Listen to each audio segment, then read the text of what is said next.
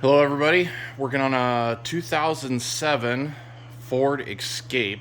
It's just the front wheel drive, 3 liter V6, and this isn't so much a how-to as a warning, and I don't know how this is kind of supposed to work kind of video. So I'm doing the half shafts, brakes, bunch of suspension parts, but what I wanted to show was I'm actually getting ready to put it back together, so there's grease on this.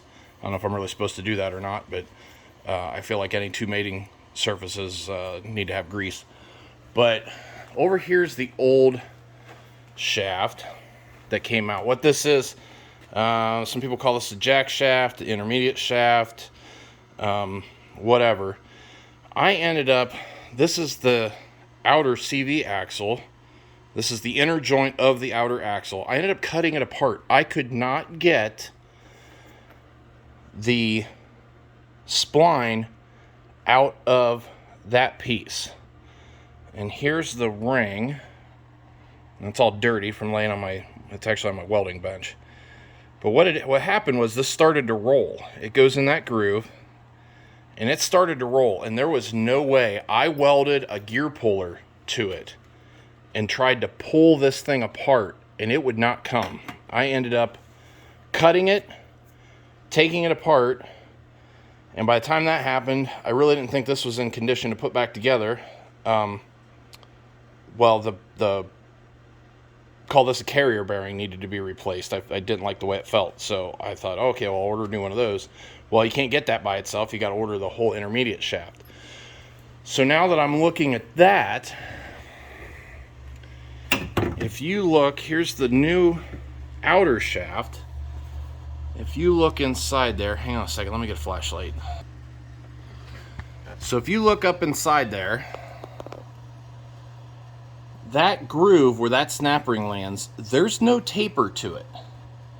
There's a little bit of taper on the inside. I mean, there's a hint of a taper.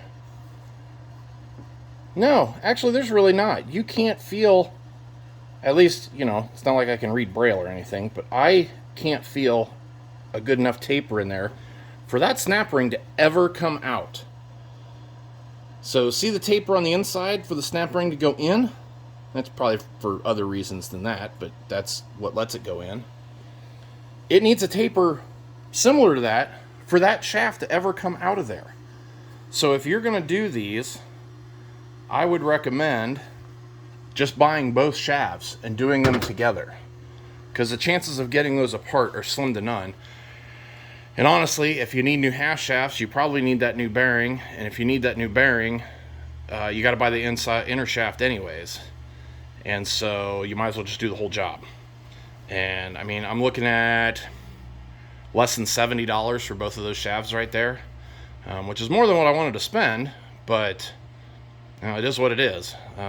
Put it back together now and hopefully get this thing back on the road. So anyways, it's just a cautionary tale of don't waste your time. Just go ahead and spend the extra 35 bucks or whatever. That's the cheap one from Rock Auto. It's this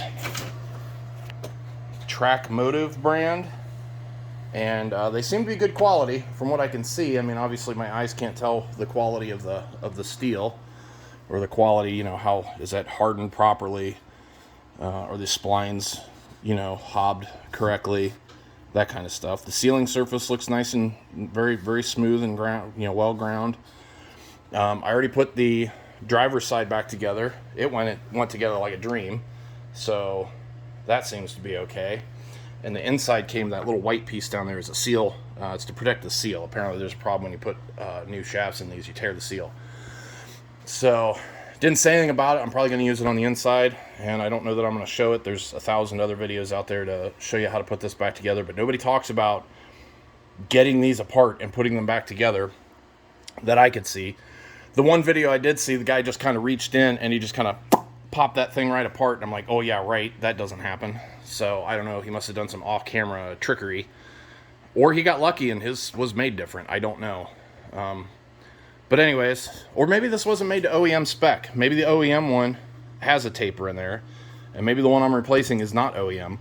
This car does have 225,000 miles on it, so there's a chance that this is not the OEM shafts that I'm replacing. Anyways, thanks for watching. Thumbs up, share, comment, and have a good day.